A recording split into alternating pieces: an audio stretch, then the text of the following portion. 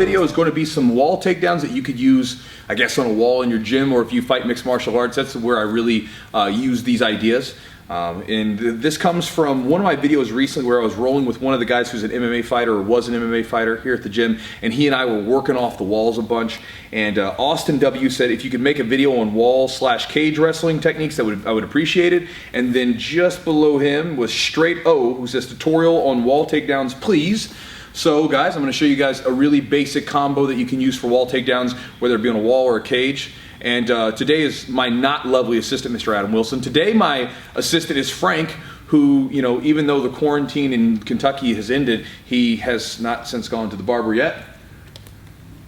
So let's get started. Trust catch. Oh man, you gotta catch it. You gotta catch it. Almost like hacking sack.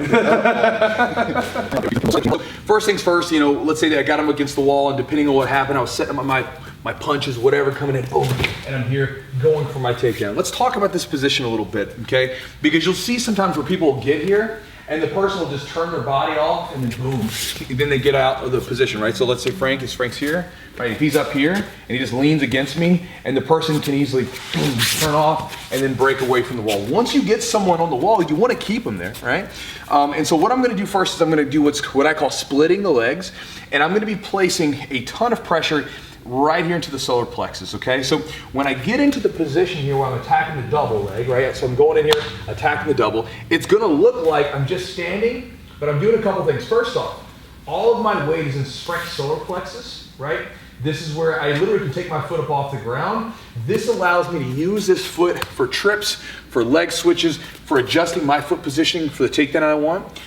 The solar plexus, right where the rib cage tapers down, you put your shoulder, the bone of your shoulder, boom, right up in that sucker.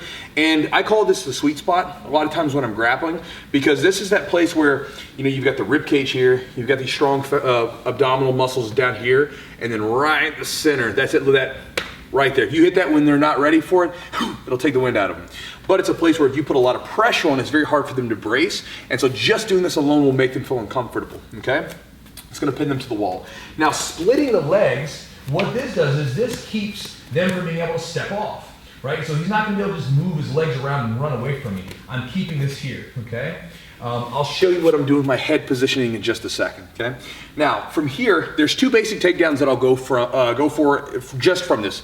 I've got a whole series of things that I do from this, but for the sake of a short video, for you to take something away for training, I go for two moves. One's gonna be a double, one's gonna be a single. I'll show you the single leg first. So we get here, again, I threw like a punch, got a block, and boom, I'm right here. I'm splitting the legs, I've got good pressure.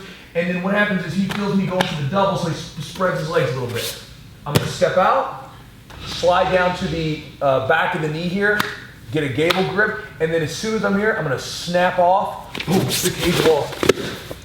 I would like to stay up if possible, right? Because if I'm up, I'm in a position where I can immediately start punching, or if it's in the jiu-jitsu gym and we're just playing off the wall a little bit, then as soon as I'm here, I can immediately start passing and getting into a good position, okay? Let's look at that from the other angle. I was kind of goofy when I fought, because I would typically fight orthodox with my strikes and everything else, but I would always lead with a right hand, boom, to step in, because I grapple right foot forward, right? So I was always messed up. Anyway, so we're here in position. I start to attack the double. He spreads his legs because now it's harder to pull those legs off the wall. While keeping all the pressure going from my left foot up, I'm gonna step on the outside here, grab the single, right? So I'm switching from here to here. Notice my head positioning. My head is up, okay? Do not let your head look down. Guillotine City all day. So I'm here, like literally sometimes my forehead will be pressing into the cage or the mat. Boom, just stepping off.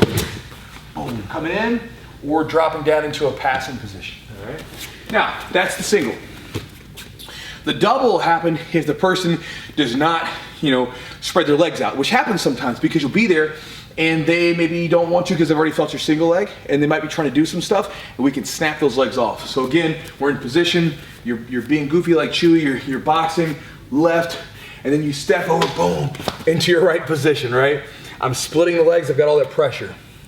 This time, for whatever reason, maybe he's not quick enough, or maybe he just hasn't had the chance, what I'm gonna do is I'm gonna put in that pressure, and I'm gonna quickly release, and I'm gonna pull, Okay?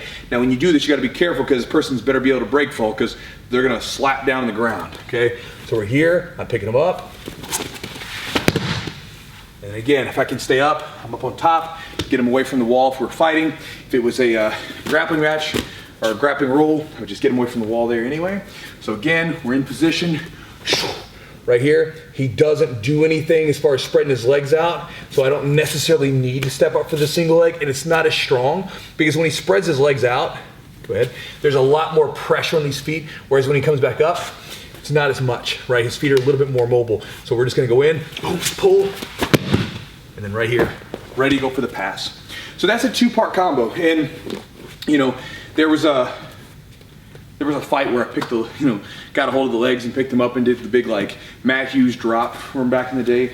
But again, you don't necessarily need to. Those are 2 really quick ones that are efficient. You don't have to have a big like, pick the gap on your shoulders. You just get in here, step out, snap the legs in, right? Basic single leg. Or we can go here, and then from here, we're gonna pull out, boom, pull, and then dump the person over. So that's a basic idea on some simple wall takedowns. If you guys would like to see more, I have a few more options from there if you'd like to see them, if they'd be useful to you. But otherwise, that's 2 to get started with, and hopefully that's useful to you guys. I'm finished. Talk to you guys next time.